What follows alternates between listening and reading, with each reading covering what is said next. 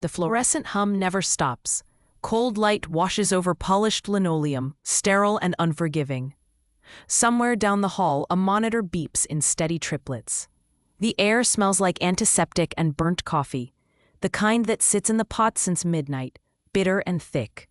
Dr. Elena Voss stands at the instrument tray, hands moving in silence. She is 34, dark hair pulled tight in a bun that never loosens. Surgical scrubs 2 sizes too big, hanging off her frame like borrowed skin. No makeup, no jewelry. Just a silver chain tucked under her collar, never visible, never mentioned. She counts scalpels. Again. Behind her, 2 residents lean against the wall, voices low but not low enough. They stuck her on pre-op inventory again. 3rd time this week. She doesn't even complain. Maybe she knows her place. A pause, a snort. She got lucky with that sepsis case last month. Right place, right time. Elena doesn't turn. Her hands don't stop. Blade, retractor, clamp. She checks each one twice, the way you do when your life has depended on it, when someone else's life has depended on it, when the difference between live and dead is a single missing instrument in a tent, with no walls and dust in your eyes and blood on your boots. One of the residents notices, frowns. You do know the sterilization team already checked those, right? Elena nods once, still counting. I know. So why are you doing it again? Because I need to. Her voice is flat, not cold, just factual. The kind of tone that doesn't invite questions, that shuts doors before they open. The resident exchanges a glance with his colleague. Weird, he mutters. They leave. Elena exhales slowly through her nose. Her fingers brush the chain under her scrubs. Just once. A habit, a reminder. She doesn't pull it out. Not here, not ever. Dr. Gerald Cross, chief of surgery. Mid-50s with silver temples and an expensive watch, strides past her without slowing. Voss, you're covering post-op today. Elena looks up. I was scheduled for OR2. Franklin's taking it. Sir, I prepped that case myself. Franklin has more experience with thoracic. I have 8 years of experience that matters here, Voss. He stops, turns. You're a good technician. Stick to what you're good at. He's gone before she can answer. The hallway is empty. Elena stands still for 3 seconds, jaw tight, hands loose at her sides. Then she moves. Back to the tray, back to the count, back to the silence. Her jaw tightens, just once, but her hands stay steady. She checks vitals on a young Marine in post-op recovery, 22 years old, shrapnel removal from his shoulder. He's awake but groggy, eyes half open. How you feeling? She asks. Like I got hit by a truck, ma'am. Close enough. She adjusts his IV drip with quick, efficient movements, checks the sutures. Clean, tight, no swelling. You do this? He asks, nodding at his shoulder. Dr. Franklin did the procedure. I'm just post-op. Oh, he blinks slowly. You look like you know what you're doing, though. Elena almost smiles. I've had practice. Yeah? Where'd you work before this? Her hand pauses, just a fraction of the second. A hesitation so small most people wouldn't notice. Different kind of hospital, she says quietly. Before he can ask more, the monitor spikes. His heart rate jumps, climbing fast. 140, 150. His breath catches, shallow and quick. Can't breathe. I can't. Elena's. A's eyes snap to the sutures. She peels back the dressing with careful precision. Hematoma, growing fast, pressure building on the airway. She doesn't call for help. Her hand moves to the tray. She grabs a 16-gauge needle, uncaps it with her teeth in one smooth motion. Stay still. She palpates the swelling, fingers finding the pocket beneath the skin, and drives the needle in at a precise angle. Dark blood floods the syringe. The pressure releases. His breathing eases, chest rising normally now. Heart rate drops. 130, 120, 105, normal. She withdraws the needle, applies pressure, redresses the wound. The whole thing takes 11 seconds. The Marine stares at her, eyes wide. Holy hell. Elena disposes of the needle, logs the intervention on his chart with neat, efficient handwriting. You're fine. I'll have the attending check you in an hour. That was, how did you experience, she says. She walks out before he can say anything else. One of the OR nurses, Lieutenant Jen Carver, catches her at the desk. Hey, I saw what you did in there. Elena doesn't look up from the chart. Just standard decompression. Standard? Carver raises an eyebrow. You didn't even hesitate. No reason to. Most residents would have paged the attending first. I'm not a resident. Carver studies her for a moment, something shifting behind her eyes, curiosity mixed with suspicion. No, she says slowly. You're not. There's weight in her tone. Respect, maybe. Or recognition of something that doesn't quite fit. Elena closes the chart. Excuse me. She walks away. Carver watches her go, frowning, like she's trying to solve a puzzle with missing pieces. Elena sits alone on the bench in the locker room, still in scrubs, shoulders curved forward. She pulls the chain from under her collar. Two things hang from it. A military dog tag, scratched and dented, not hers, the letters worn but still readable, and a small bronze pin, wings and a caduceus, flight surgeon insignia. She holds it between her fingers, thumb running over the raised edges. The fluorescent light hums overhead. Somewhere in her mind, there's the sound of rotors spinning, dust rising in the wind, voices shouting in a language she learned to understand, but never speak. She closes her fist around the metal, tucks it back under her scrubs, stands, goes back to work. The sound hits first. Rotors. Not real ones. Just the ceiling fan in the hallway, rattling on a loose mount, blades spinning uneven and loud. But for a second, Elena's hand freezes mid-suture. She's closing a laceration on a staff sergeant's forearm. Routine. Clean. She's done 1,000 of these, maybe more, the motion automatic, muscle memory older than thought. But the sound. Her jaw tightens. She blinks, refocuses, finishes the stitch with steady hands. All set. Sergeant. Thanks, Doc. He leaves. She strips her gloves, tosses them, washes her hands with methodical precision. Between every finger, under the nails, up to the elbows, the water scalding hot, longer than necessary. The fan keeps rattling. She stares at the water running over her hands, clear and clean. Nothing beneath her nails, nothing staining her skin. Dust everywhere. Rotors screaming overhead. A Black Hawk settling on the LZ, back ramp dropping, and 4 stretchers coming off. No, 5. Blood pooling under the canvas, dripping onto the ground. A voice yelling over the wind, rough and desperate. Doc. See, we got a bleeder. Can't stop it. Hands covered in red. A young face looking up at her, eyes wide and terrified. Am I gonna die? Her voice, steady, certain. Not today. Elena shuts off the water. Her hands are clean, but she can still feel it. She's restocking gauze in the supply closet when the door opens. Lieutenant Carver steps in, holding a tablet. Hey, you got a second? Elena nods, still stacking supplies with mechanical precision, each box aligned perfectly with the one beneath. Carver hesitates. I was looking at your file. Elena's hands don't stop, but something shifts in her posture, a tightening across her shoulders, imperceptible to most, but there. Any particular reason? Just curious. Carver scrolls on the tablet. Says here you did your residency at Johns Hopkins, top of your class, published twice. Then you kind of disappeared for 6 years. Elena places the last box on the shelf, turns slowly. I was working. Where? Overseas. Doing what?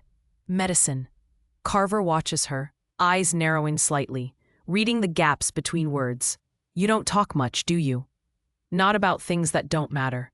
6 years seems like it matters. Elena meets her eyes, calm, unreadable. A wall that's been built brick by brick over years. It doesn't, not here. She walks past her. Carver stands there, frowning, the tablet still in her hand. She's a nurse. She's seen a lot of doctors, confident ones, arrogant ones, broken ones. But she's never seen one move like that, like someone who's been shot at. Elena sits alone at a corner table in the hospital cafeteria, eating a salad she's not tasting, fork moving on autopilot. Across the room, Dr. Cross is holding court with a trio of attendings, loud, confident, gesturing with his coffee cup. One of them glances toward Elena. That's Voss, right? Cross nods. Yeah, solid enough, a little stiff. I heard she did field medicine somewhere. Doctors Without Borders, maybe? Maybe. She doesn't talk about it. Probably wasn't very good. Laughter. Elena doesn't react. She's used to it. She takes another bite, chewing slowly, eyes on her tray. But her hand moves to her chest, just briefly, pressing against the hidden chain beneath her scrubs. An anchor. A reminder. Elena's walking to the locker room when she passes a young captain in army dress uniform, visiting a friend, phone pressed to his ear. Yeah, Doc says I'm cleared for deployment, heading back to Bagram next month. Elena stops, just for a second. The captain notices, glances at her. You okay, ma'am? She nods quickly. Fine, sorry. She keeps walking. But her breathing is slightly faster, hands curling into fists at her sides, then relaxing. She doesn't look back. She sits on the bench again in the empty locker room, pulls out the chain. The dog tag reads, CPT Marcus Hayes, OPOS, Christian. She runs her thumb over the embossed letters, feeling the small dent near the bottom, a crease from a piece of shrapnel that didn't hit him, but the IED did. She closes her eyes, screaming engines, blood on her hands, slick and warm. Marcus on the stretcher, eyes barely open, lips moving. She leans closer. Get them out, Doc. Promise me. I will, but you're coming too. His hand goes limp. The monitor flatlines. She doesn't stop. Compressions, epi, shock, again, nothing. The pilot's voice in her headset. Doc, we're 2 minutes out. I'm not calling it. Doc, I said I'm not calling it. She keeps. Going until they land, until someone pulls her off, until she's sitting in the dirt, covered in his blood, staring at nothing. Elena opens her eyes. She tucks the chain back under her scrubs, stands, washes her face with cold water, goes back to work. She's passing OR3 when she hears raised voices inside.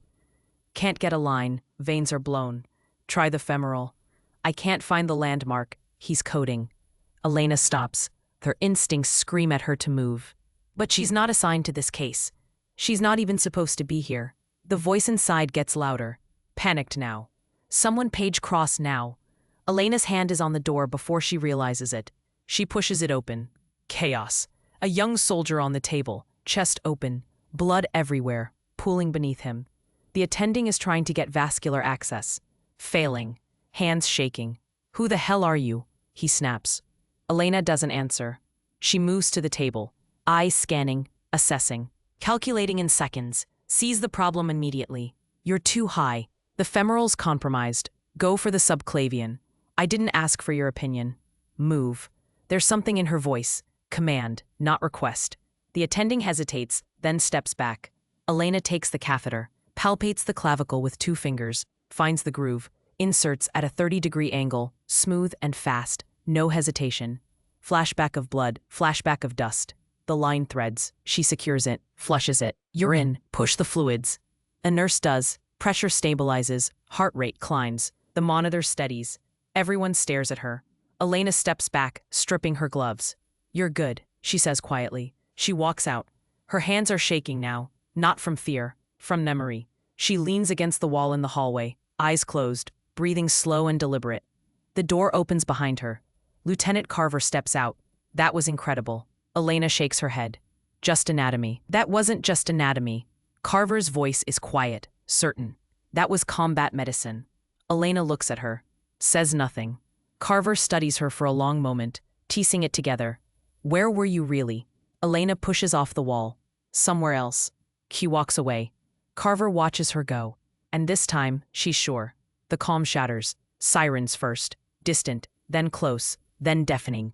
The double doors explode open. 4 EMTs sprint in, pushing 2 gurneys, wheels rattling against linoleum. Voices overlapping in controlled chaos. Mass casualty, training accident at Quantico, 2 critical. The charge nurse is already moving. Trauma 1 and 2, now. Dr. Cross appears from the attending lounge, coffee still in hand. He sets it down, moves. What do we have? First patient, male, 23. Crush injury to the chest, BP 70/40 and dropping. Second patient, female, 19, penetrating abdominal trauma. Lost 2 liters in the field. Cross points. Franklin, take the chest. Morrison, you're on the abdomen. Move. The teens split. Elena is restocking a crash cart near the hallway. She hears everything. Her head turns. Instinct. She takes 1 step toward trauma 1. Dr. Cross sees her. Voss, stay out of it. She stops. Sir, if you need. We don't. He's already gone. Elena stands there, fists clenched at her sides, knuckles white. Then she goes back to the cart, but her eyes never leave the trauma bay doors. Dr. Franklin is at the head of the table, residents flanking. Unking, nurses prepping lines. The patient is a young Marine. His chest is caved in on the right side, flail segment, rib fractures, possible pneumothorax. His oxygen is dropping, 92, 89, 86. Franklin orders a chest tube. The resident preps the site, 5th intercostal space, mid-axillary line, hands moving fast but uncertain.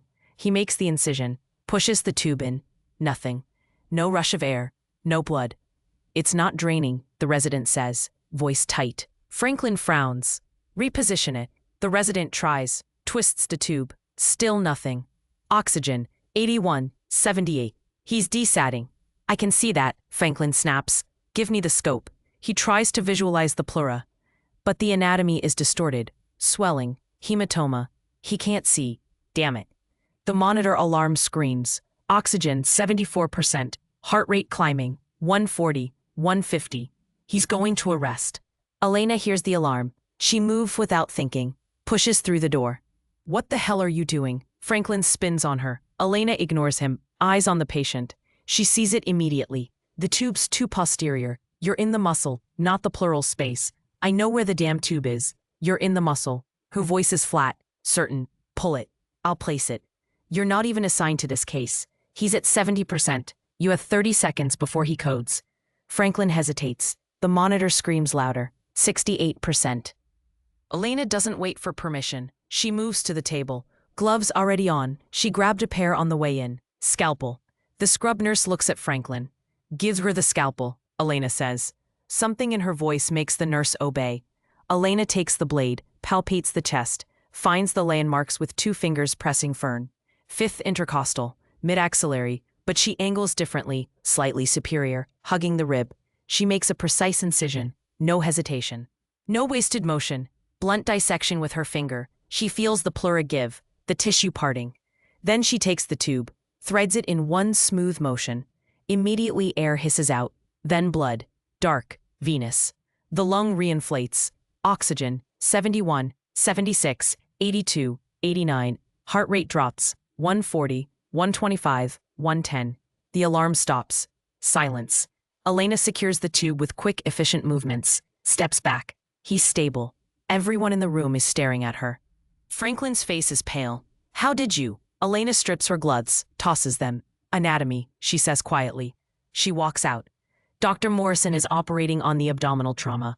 Young woman, 19, training officer. She's open on the table, exploratory laparotomy. Morrison is inside, trying to find the bleeder. Hands moving too fast, too frantic. Suction, I can't see, there's too much blood.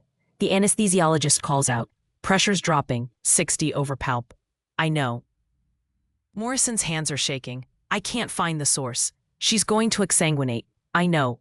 Elena appears in the doorway. Morrison sees her. Voss, thank God, get in here. She doesn't wait.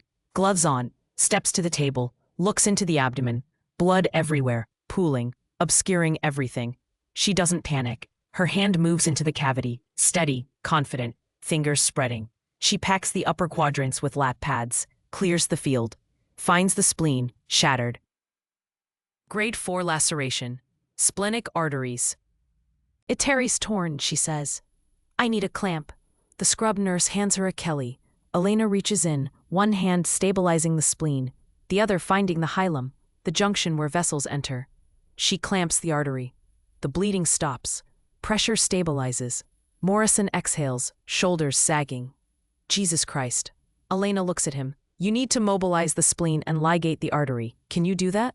He nods quickly. Yeah, I got it.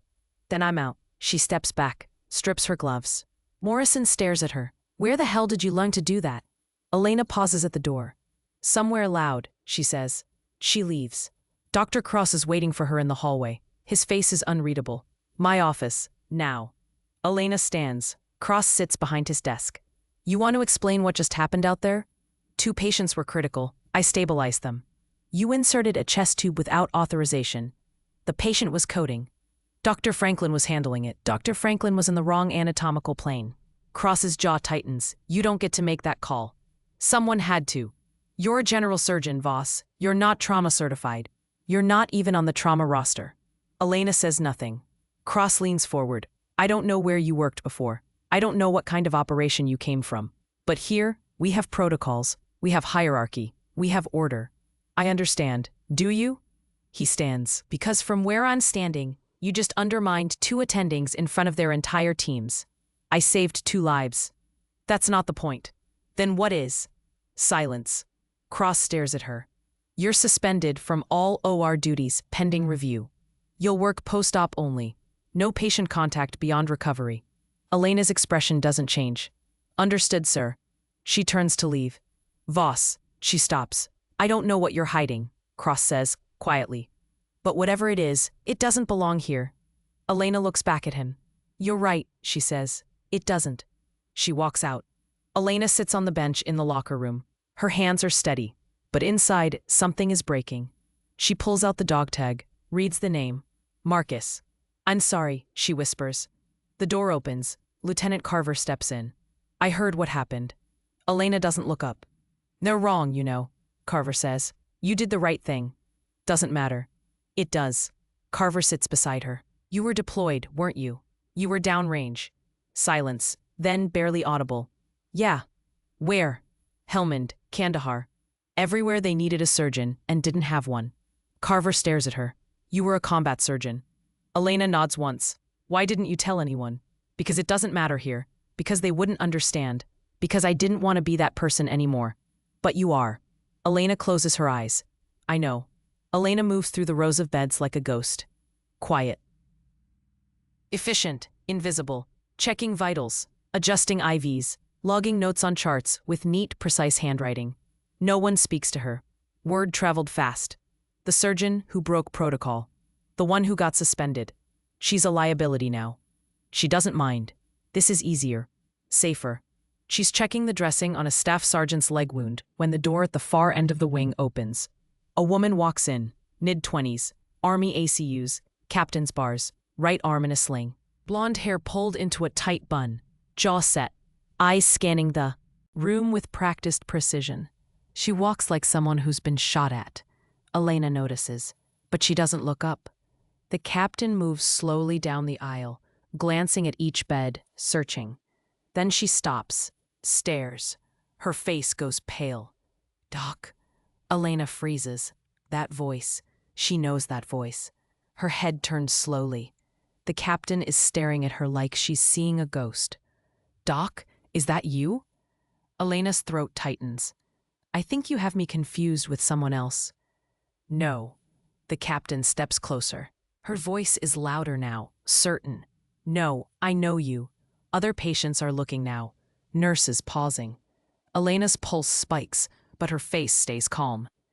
I'm sorry, Captain. I don't think we've met. The captain's eyes narrow. She's not buying it. Helmand Province, FOB Shirgaze, July 2016.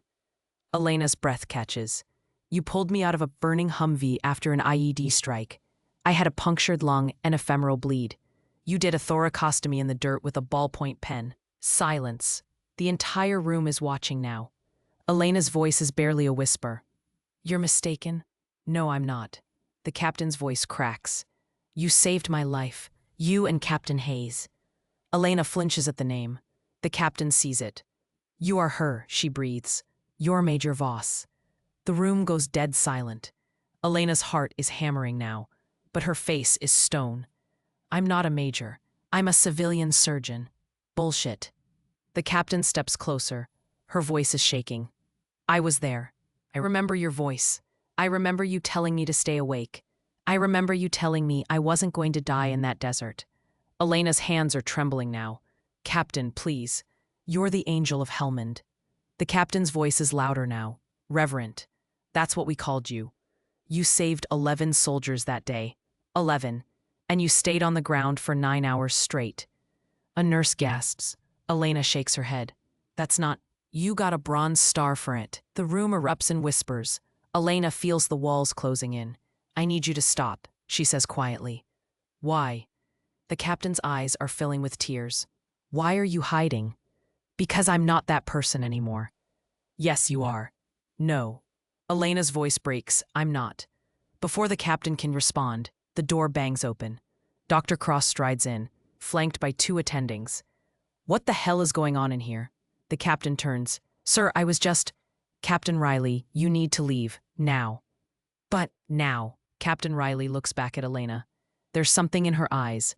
Gratitude, confusion, hurt. I'm sorry, Doc, she whispers. But people need to know who you are. She leaves. Cross rounds on Elena.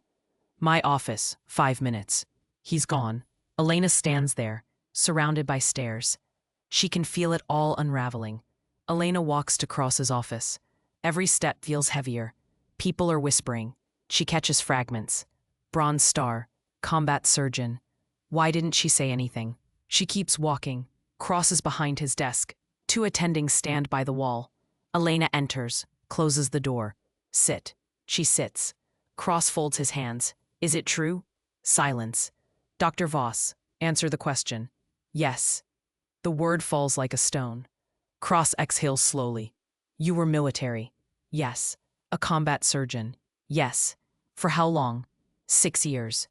One of the attendings, Dr. Franklin, speaks up. Why the hell didn't you tell us? Elena doesn't look at him. Because it wasn't relevant. Not relevant? Franklin's voice rises. You had trauma experience and you didn't think that was worth mentioning? I didn't want special treatment. Special treatment? Cross leans forward. Voss, we've had you doing post-op work for 8 months. We could have used you in trauma from day one. I didn't want to be in trauma. Why not? Silence. Elena's jaw tightens. Because I was done. With what?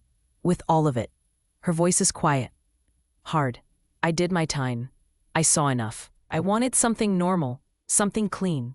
I wanted to not have to cut into 19-year-olds who stepped on IEDs. I wanted to not have to tell a dying Marine that he's going to be fine when I know he's got minutes left. I wanted to not have to make those calls anymore.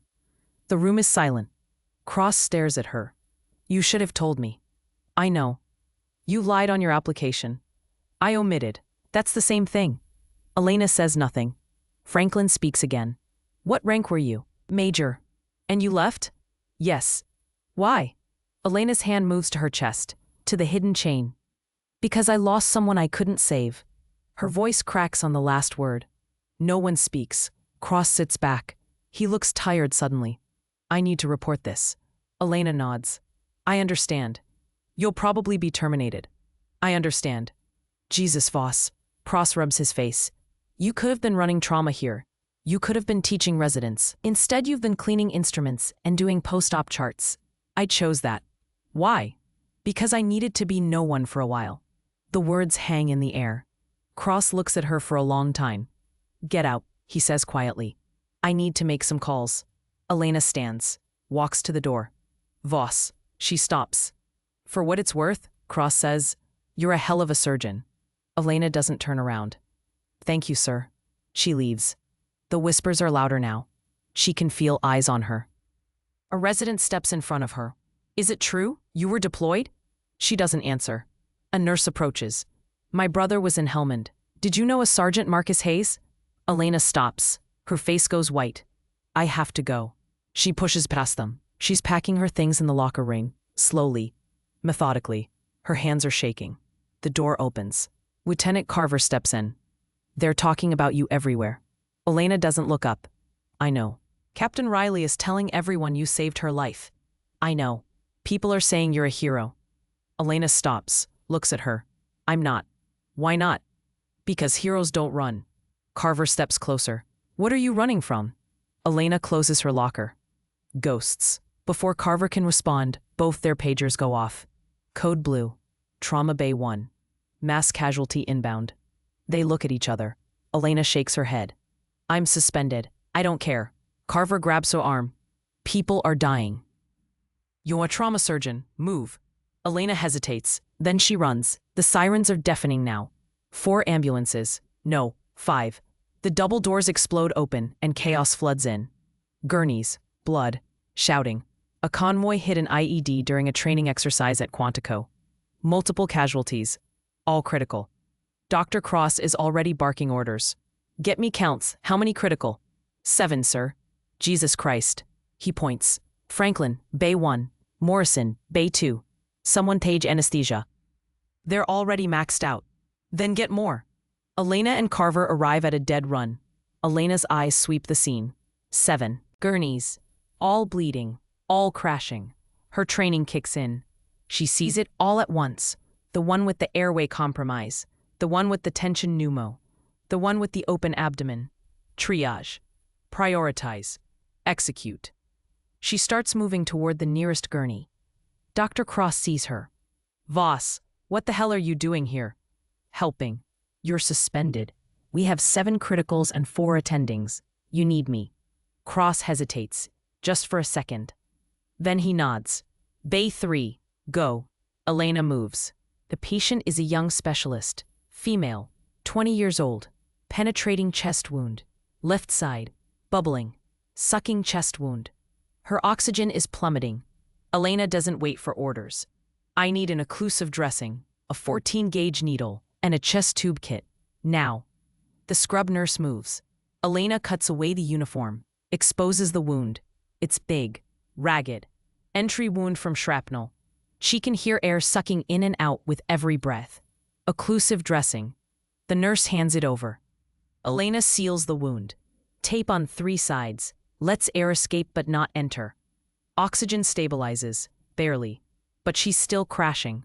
Tension pneumo, Elena mutters. I need to decompress. She palpates the chest.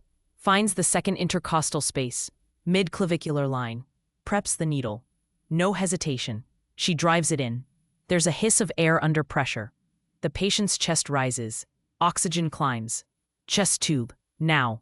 They hand her the kit. She preps the site. 5th intercostal. Mid-axillary. Incision. Blunt dissection. Tube in. Blood and air drain. Lung reinflates. Vitals stabilize. She's good. Get her to CT. Elena steps back, strips her gloves, looks at the clock. 3 minutes. She moves to the next bay. This one's worse. Young corporal. Male. 22. Abdominal trauma. Open wound. Evisceration. Bowel exposed. He's awake, screaming. It hurts, oh God, it hurts. Elena moves to his side. Her voice is calm, steady. I know, but you're going to be okay. I need you to stay still. I can't. Yes, you can. Look at me. He does. I'm going to fix this, but you have to trust me. Can you do that?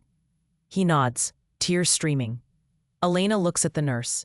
Saline-soaked gauze. Cover the bowel. I need an OR prepped now. They're all full. Then bump someone. This kid doesn't have 30 minutes. The nurse runs. Elena stabilizes the abdomen, covers the exposed bowel, starts fluids. His pressure is bottoming out. Stay with me, Corporal. What's your name? Davis. Okay, Davis, you're doing great. Just keep breathing. Am I gonna die? Elena looks him in the eye. Not today. Outside, a Black Hawk is landing on the helipad. Rotors screaming. Dust and wind. No one was expecting it. 2 figures step out. One is a full bird colonel in army dress uniform. The other is a brigadier general. 1 star. Chest full of ribbons. They stride toward the entrance with purpose. Dr. Cross is coordinating between bays when the main doors open. The colonel and the general walk in. Everyone stops. Cross turns. Can I help you? The general's voice is steel. I'm looking for Major Elena Voss. Cross blinks. She's not a major. She's a civilian surgeon. No, the general says. She's not. Cross stares. I don't understand. Where is she? She's in trauma 4 but. The general is already moving. Elena is finishing the stabilization on Corporal Davis. OR's ready, the nurse says. Good, let's move him. The door opens. The general steps in. Elena looks up. Her face goes white. General marks. Everyone freezes. The general looks at her. His face is unreadable. Major Voss. I'm not. You are. His voice cuts through the room. You took a leave of absence. You didn't resign your commission. Silence. Elena stares at him. I didn't know. Well, now you do. The general steps closer. We have a situation. There's been an attack on a convoy in Syria. 12 wounded. They're being airlifted to Landstuhl, but 2 are critical. They need a surgeon with combat experience on the ground. They need you. Elena shakes her head. I'm not. I can't. You can, and you will. His voice softens. Elena, I know why you left. I know what happened to Marcus. But there are soldiers dying right now, and you're the best we have. Elena's hands are shaking. I can't go back.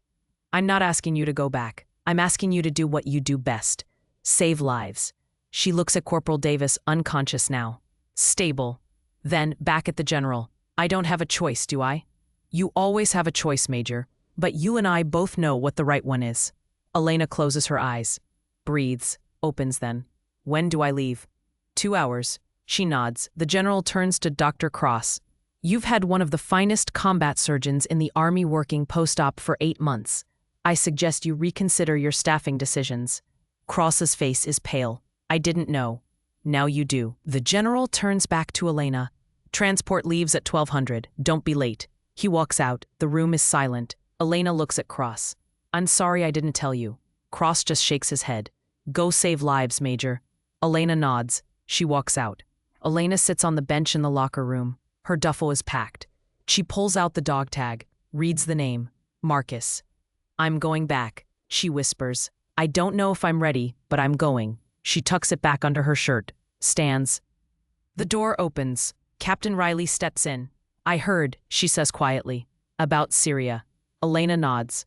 Riley steps closer. I just wanted to say thank you for what you did for me and for what you're about to do. I'm just doing my job. No, Riley's voice is firm. You're saving lives. That's more than a job. Elena looks at her. What's your name? Your real name? Sarah. Sarah Riley. It's good to see you alive, Sarah. Riley smiles. It's good to see you again, Doc. They shake hands. Elena picks up her duffel, walks out. The Black Hawk is waiting, rotors spinning. Elena walks toward it. Her face is calm. But inside, there's a storm.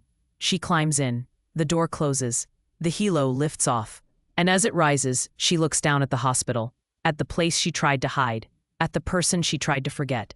She closes her eyes, and for the first time in years, she whispers, I'm ready. The roar of engines never stops.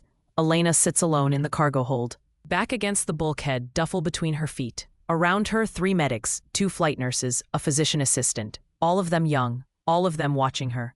She can feel their eyes. The word has spread. Major Voss, the angel of Helmand. One of the medics finally speaks. Staff Sergeant Chen, mid-20s, nervous energy. Is it true you did a thoracotomy with a Leatherman in the back of a Humvee? Elena doesn't look up. It was a chest tube, and it was a ballpoint pen. Still, Chen says, that's insane. It was. As necessary. A flight nurse, Lieutenant Dawes, leans forward. How many tours did you do? 3. How many patients? Elena pauses. I stopped counting. Silence. Then Chen again. Why'd you leave? Elena finally looks up. Her eyes are hard. That's not a question you ask. Chen backs off. Sorry, man. The PA, Captain Lin, speaks quietly. We're glad you're back. Elena doesn't respond. She closes her eyes. The generator hums.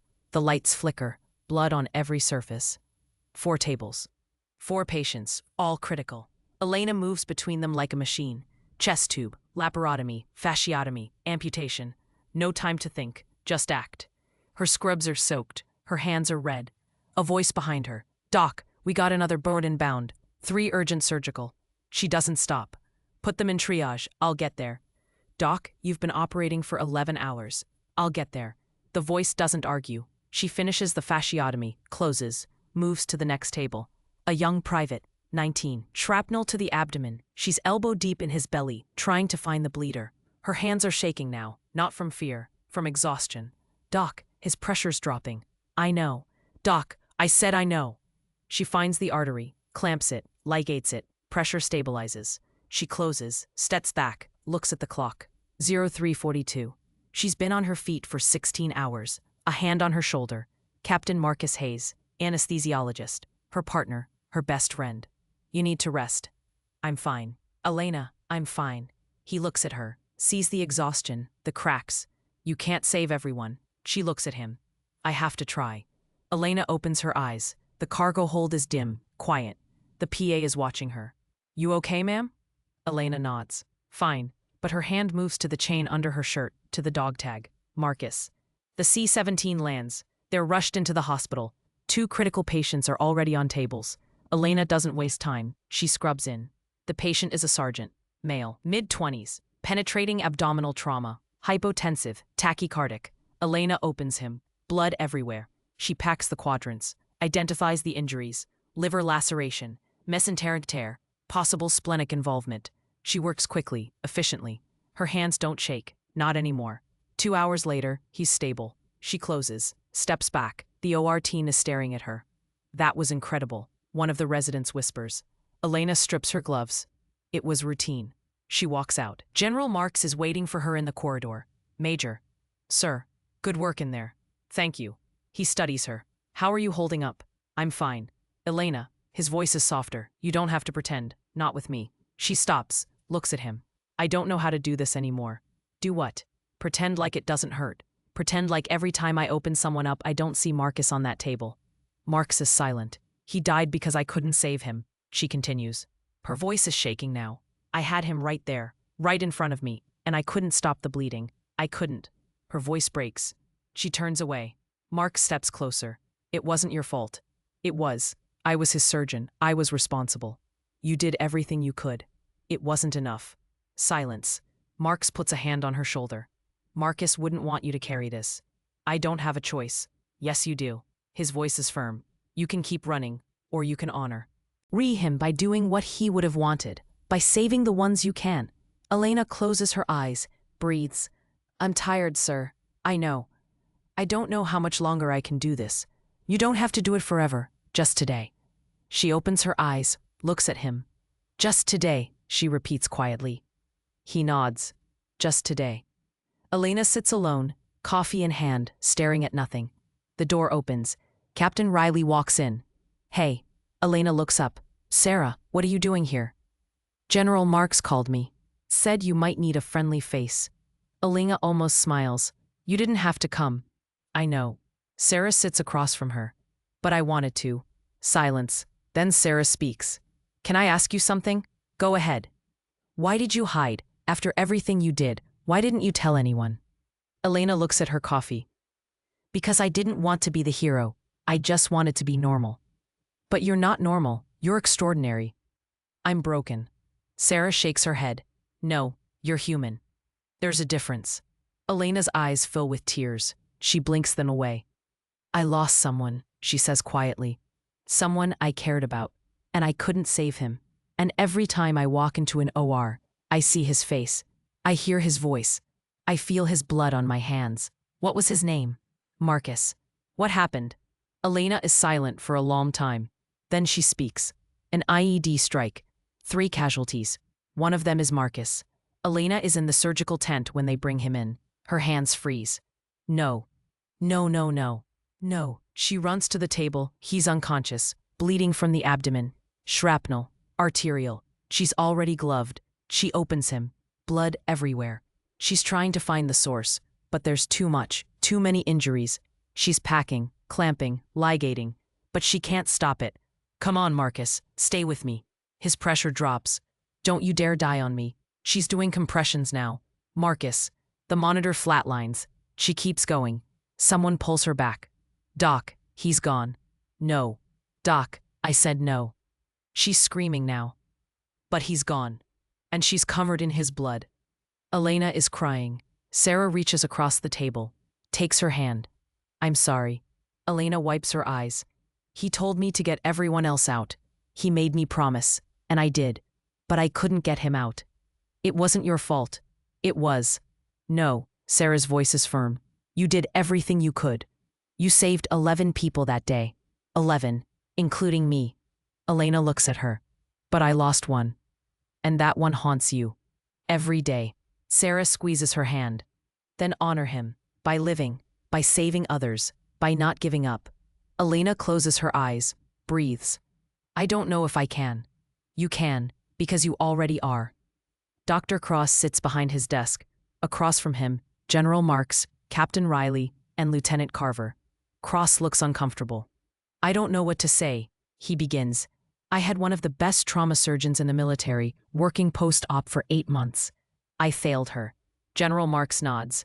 Yes, you did. Cross flinches. But, Marks continues, you also have an opportunity to fix it. How? By making sure it never happens again. By creating an environment where veterans like Major Voss don't feel the need to hide. Cross is silent. Riley speaks up. Sir, with all due respect, Dr. Voss didn't hide because she was afraid of being judged. She hid because she was trying to heal. Cross looks at her. And why come back at all? Because she's a doctor, and doctors don't quit. Even when they're broken, Mark stands. Major Voss will be returning stateside in 72 hours. When she gets back, I expect her to be reinstated, not as a general surgeon, as the head of your trauma department. Cross stares. That's Dr. Franklin's position.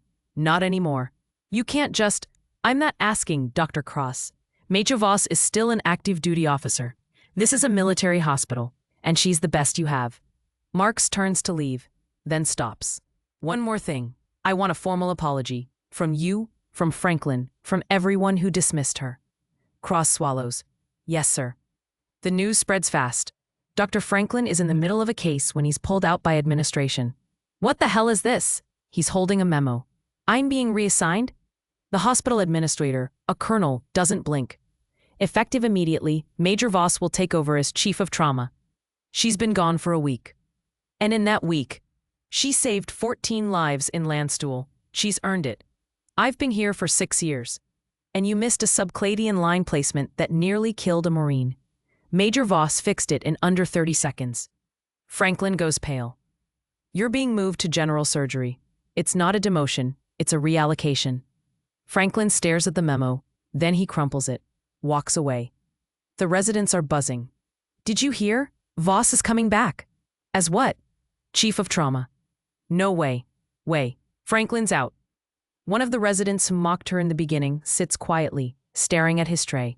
His colleague notices. You okay? I called her weird, he says quietly. I said she didn't know her place. Yeah, well, now you know better. I need to apologize. Good luck with that. A black SUV pulls up. The door opens. Elena steps out. She's in army dress uniform. Clean, pressed. Major's oak leaves on her shoulders. She looks different. Not softer, but settled. Like she's finally stopped running. Lieutenant Carver is waiting at the entrance. Welcome back, ma'am.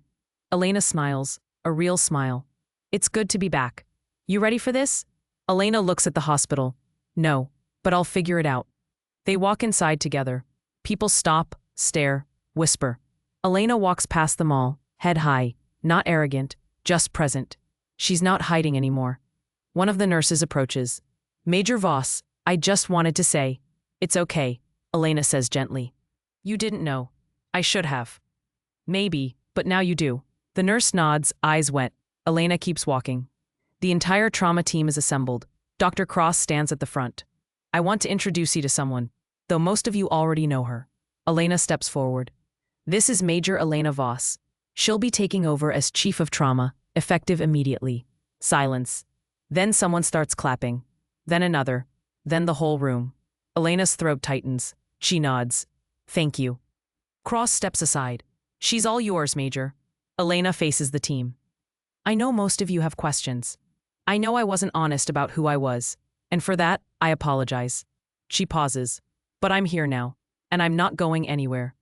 This department is going to change. We're going to be better, faster, more prepared. She looks around the room. And we're going to treat every patient like they're the only one that matters, because to someone, they are. The room is silent. Then a voice from the back. Hoo-yah, ma'am. Elena smiles. Hoo-yah. Oh yeah, Elena's first day back. An ambulance arrives, single critical patient, motorcycle accident, head trauma, unconscious. Elena is at the table in seconds. Talk to me.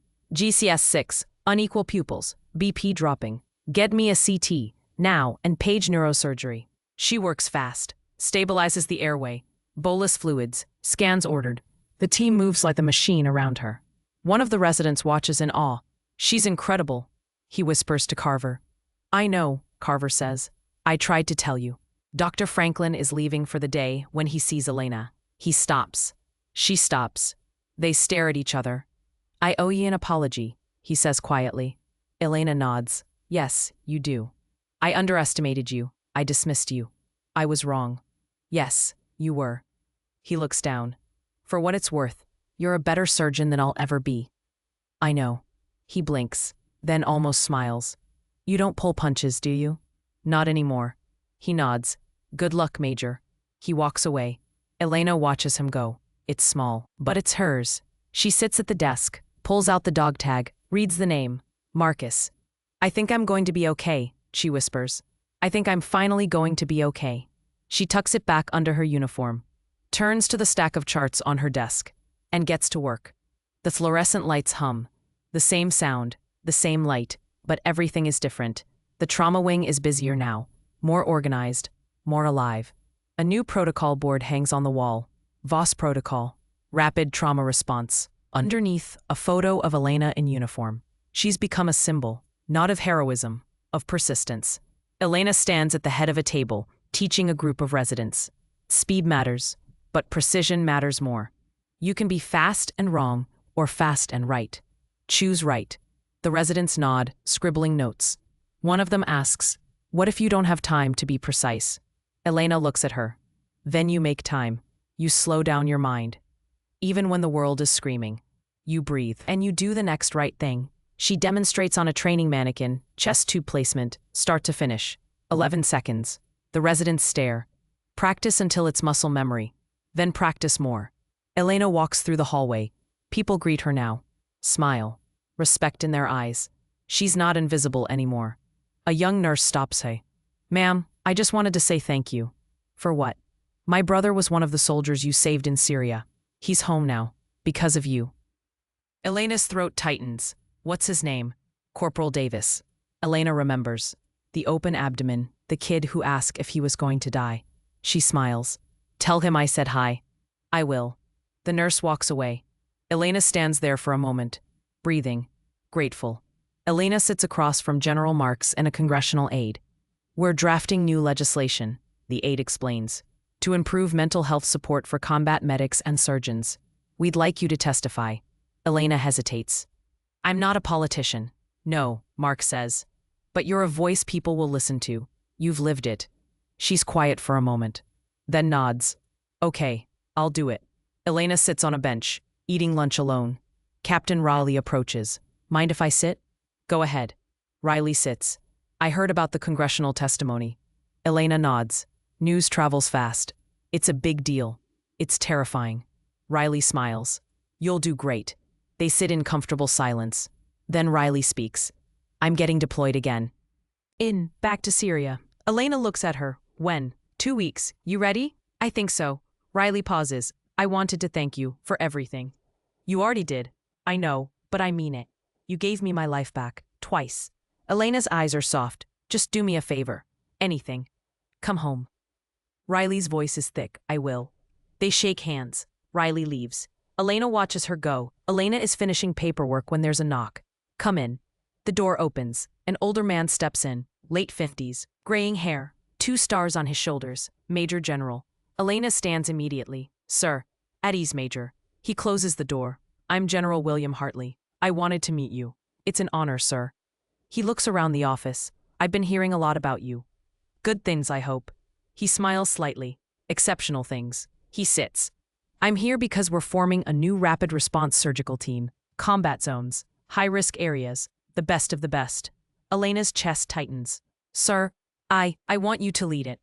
Silence. Elena sits slowly. "I don't know if I can." "I think you can. I think you're the only one who can." "I left for a reason, sir." "I know, and I respect that. But the soldiers out there, they need someone like you. Someone who's been through it. Someone who won't quit." Elena stares at her desk, at the photo of Marcus she keeps in the corner. "Can I think about it?" "Take all the time you need." "But Elena." He stands. "Don't let fear make the decision for you." He leaves. Elena sits alone, thinking. Elena sits in the back row. The chapel is empty, quiet. She pulls out the dog tag, holds it. "I don't know what to do, Marcus," she whispers. "I'm finally okay here. I'm finally healing. But they're asking me to go back." Silence. "What would you do?" She closes her eyes, and for the first time in years, she doesn't hear the sounds of war. She hears his voice, calm, steady. "You're a surgeon, Elena. You save lives. That doesn't stop because you're scared." She opens her eyes, smiles through tears. "Okay," she whispers. "Okay." Elena stands at attention. I'll do it, sir. Hartley smiles. I was hoping you'd say that. But I have conditions. Name them. I get to pick my team. I get final say on all protocols. And if I think a mission is too dangerous, I can call it off. Hartley considers, then nods. Agreed. Elena exhales. When do we start? 3 months. We'll begin training at Fort Bragg. Understood, sir. She turns to leave. Major, she stots. You're doing the right thing. She looks back. I hope so, sir. Elena's last day. She walks through the halls one more time. People stop to say goodbye, to thank her, to salute her. She stops at Trauma Bay 1, the place where it all changed. Lieutenant Carver finds her there. You ready? Elena nods. Yeah. You're going to do amazing things. I'm going to try. They hug. Don't be a stranger. Carver says, I won't. A military transport is waiting. Elena throws her duffel in the back. She looks back at the hospital, at the place that broke her open and put her back together. She pulls out the dog tag one last time, reads the name. I'm not running anymore, Marcus, she whispers. I'm moving forward. She tucks it back under her uniform, climbs into the transport. The door closes. The vehicle pulls away. Elena stands on the tarmac, watching the sun set. Her team is boarding the plane behind her. She takes a breath, feels the weight of the past, but also the pull of the future. A voice behind her. Major Voss, we're ready. She turns, nods. Let's go save some lives. She boards the plane. The engines roar to life. The plane lifts off, and as it climbs into the sky, the camera holds on the horizon. The sun setting, a new day coming. Major Elena Voss went on to lead the Rapid Response Surgical Team for 4 years, saving over 300 lives in combat zones around the world. She later became the first female Surgeon General of the United States Army. She never stopped carrying Captain Marcus Hayes's dog tag, and she never stopped saving lives. Her story inspired a generation of combat medics and surgeons who learned that competence under pressure isn't about fearlessness. It's about showing up, even when you're broken, especially then, because the right thing isn't always written in the protocol. Sometimes it's written in the scars you carry and the lives you refuse to let go. Elena Voss didn't become a hero because she was perfect. She became one because she kept going, one patient at a time, one breath at a time, one day at a time. And in the end, that was enough. The fluorescent lights hum in an empty trauma bay. A young resident stands at the instrument tray, counting scalpels. Again, a nurse walks by, notices. You know the sterilization team already checked those, right? The resident nods. I know. So why are you doing it again? The resident pauses, looks at the photo on the wall. Major Elena Voss, Chief of Trauma. Because she taught me to, the resident says quietly. The nurse smiles. Good answer. The resident goes back to counting. Blade, retractor, clamp. The way you do when your life depends on it. When someone else's life depends on it. The cycle continues. The legacy lives on. Somewhere, a helicopter lifts off. Somewhere, a surgeon scrubs in. Somewhere, a soldier takes their first breath after coding. Because someone refused to quit. Someone who learned that the hardest battle isn't the one in front of you. It's the one inside. And the only way to win is to keep fighting. Not for glory, not for recognition, but because someone somewhere is counting on you. And you will not let them down. Not today, not ever. The screen fades to black. The sound of a heartbeat monitor. Steady, strong, alive. Then silence, and in that silence, a whisper. Thank you, Doc. The words every surgeon lives for. The words that make it all worth it. The words Elena Voss carried with her, every single day, until the very end, and beyond. Because some legacies don't die. They multiply. One life at a time. One choice at a time. One moment of courage in the face of impossible odds. That's the story. Not of a hero, but of a human being who chose again and again to show up. Even when it hurt, especially then. Because that's what doctors do. That's what soldiers do. That's what we all do, when it matters most. We show up, we do the work. We save the ones we can, and we honor the ones we couldn't, by never giving up, by never stopping, by never forgetting why we started. Elena Voss remembered. And because she did, hundreds of others got to go home, to their families, to their futures, to their lives. That's the measure of a life well lived, not in awards or accolades, but in the quiet gratitude of those who lived because you did. That's legacy. That's honor. That's enough.